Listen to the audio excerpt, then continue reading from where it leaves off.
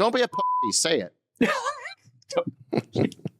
Well, not only is this a juicy one, this is an important one. If you look at where the country feels Trump has fallen short, it's where he's strongest or where he was elected for being so strong.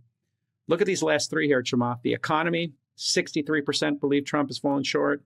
Looking out for the middle class, this is the one that should be the most disturbing. 65% of the country believes he's fallen short, and inflation and the cost of living, 66%.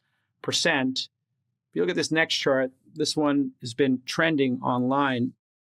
And I've been talking about unemployment, and I've been attributing it to AI. I know some people think I'm crying wolf here, or I'm the boy who cried wolf, but the statistics are starting to trend towards my position, I believe.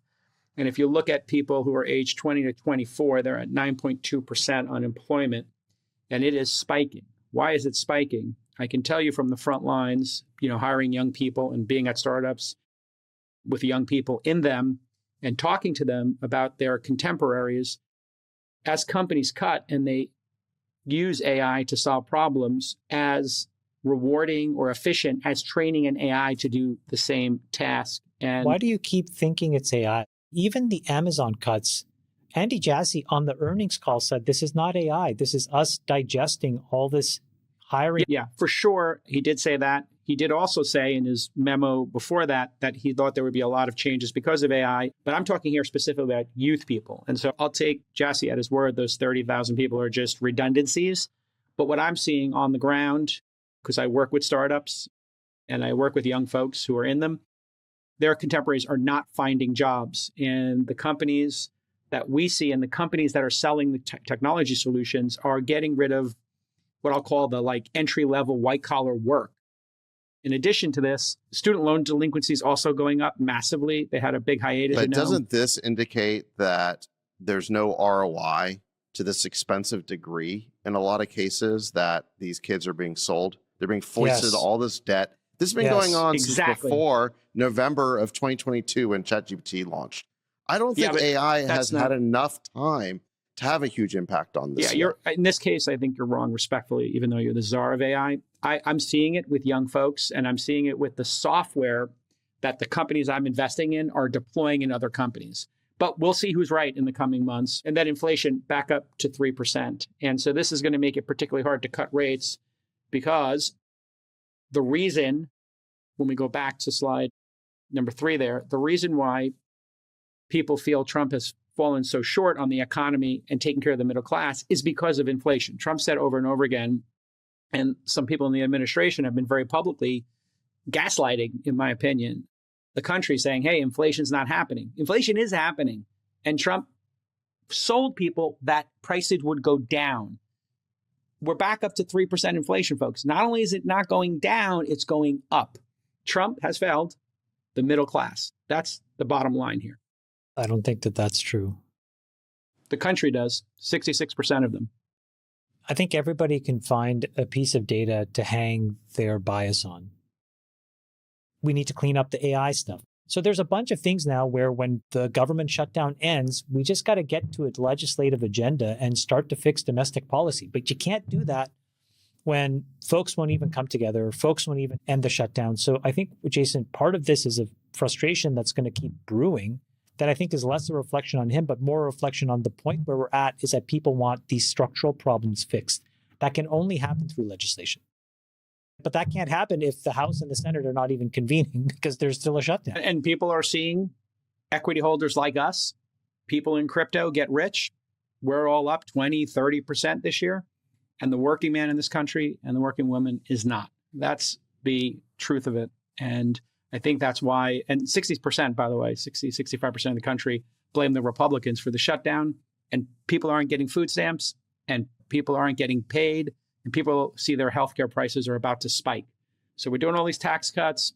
It's great that the economy's ripping for equity holders, but there's a reason why 2/3 of the country feels this administration has failed the working man. It's time to get back to work. It's time for Trump and his group to get focused on the people who put him there, not just the people like us who are extremely affluent already. We'll come back in just a moment to the rest of this clip. But Jason's point is this. Youth unemployment has spiked for 20 to 24-year-olds because companies are choosing to train AI systems rather than train and hire entry-level workers, eliminating the traditional pathway into white-collar careers. Or at least this is Jason's argument. And he thinks this is the first wave of AI displacement hitting the most vulnerable workers. Entry-level positions traditionally serve two purposes: getting work done and training the next generation of workers. AI can do the work part without the training investment. Why spend 6 months teaching a 22-year-old how to process documents, write reports, or analyze data when you can deploy AI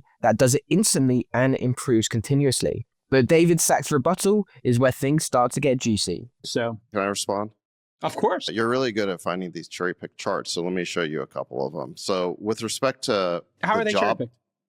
Well, you find, like Jamal said, you find charts or polls that support the point you're trying to make, which is fine. But let me just show you a couple other ones to provide some balance.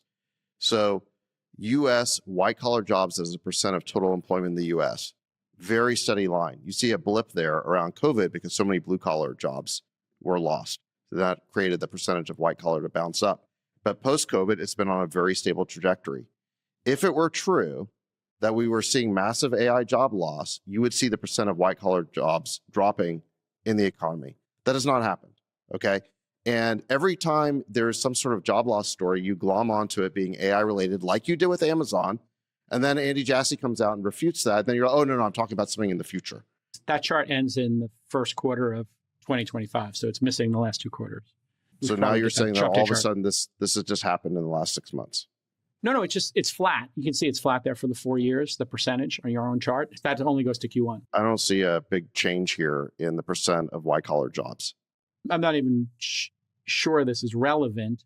So again, we'll come back to the rest of the clip in just a moment. David Sachs counters Jason. He's brought forward evidence saying white-collar jobs as a percentage of total employment do remain stable, showing no evidence of massive AI-driven job displacement, contradicting claims that AI is causing widespread white-collar unemployment. The macro data doesn't support the AI job apocalypse narrative yet. If AI was eliminating white job collars at scale, the percentage of white-collar employment would be declining. The line does look remarkably stable to me, and I think this suggests either AI displacement isn't happening yet or is being offset by job creation elsewhere in the economy. The youth unemployment spike might be reflecting normal cyclical factors or other factors, but not AI displacement specifically. But I think the data shows we need more time before we draw definitive conclusions about AI's employment impact. Without the last 6 months Of of course it is. data. If there was some sort of job shock in the economy, white-collar jobs would be affected. Well, I think the white-collar jobs amongst young you're people all over are the the ones place with showing this up. narrative. Whenever we point out No, it's very clear. I think it's happening with young folks. And then the number of layoffs right now is the largest number of layoffs we've had in a quarter since 2000. This has been the largest number of layoffs in 20 years. It's not hard to hear. I think, look, you keep bringing up these anecdotes, and the plural of anecdotes is not data. So in any event, when I look at this chart, I see that there is no job loss shock in the economy. And that's what you've been claiming. And every time we specifically refute your anecdote, you're like, oh, no, that's going to happen in the future. So you don't know what the cause of that is. The cause of that could be the fact that all these kids graduating from college are woke and majored in degrees that don't have economic value. You don't know what the problem is. You're just glomming onto this AI story because you just like it. You like this narrative, and you're fed to by the media. Okay. No, I told you what it is. I'm just seeing the anecdotal stuff I see on the front lines is what I base it on. It's not just me glomming on to random data. Okay, the second chart I want to bring up. What you see here is median real wages, earnings are going up. Now, if it's true that inflation is high and wages don't increase, then people's purchasing power will go down. But what we're seeing here is purchasing power is still going up. And we have seen that during the first year of the Trump administration. This was the chart I was mentioning, Sachs. Here's the layoffs for any October, highest since 2003. So, hey, listen, we're all trying to figure things out in real time here. It's a big discussion on CNBC and everywhere in between social media. And I remember that article that got pulled up when we discussed it for Amazon was basically automating its warehouses. And you were saying that this is like all AI related job loss. And then the article itself said that they bought a robotics company a decade ago, and this was all on trend for what they've been planning for a decade. And the humanoid robots aren't even here. And then you're like, oh, yeah, I'm talking about the Tesla Optimus robot that'll be here in a few years. It's like you keep pivoting between what's going to happen in the future and what's happening right now. I know you're trying to win the debate club, but you're misconstruing my point. You're trying to spin my point of view, and you're the greatest debate club captain. I'm not trying to debate. I'm just putting out facts here for the audience. You are debating me. No. I'm just putting out facts here. As the world's greatest moderator. You're putting out spin. It's okay. Spin. It's not Go spin. ahead. Spin. Okay. Spin away. Take it easy, debate club captain. Don't pretend you're not debating when you're debating. Okay. Just debate. It's okay. Don't be a pussy. Say it.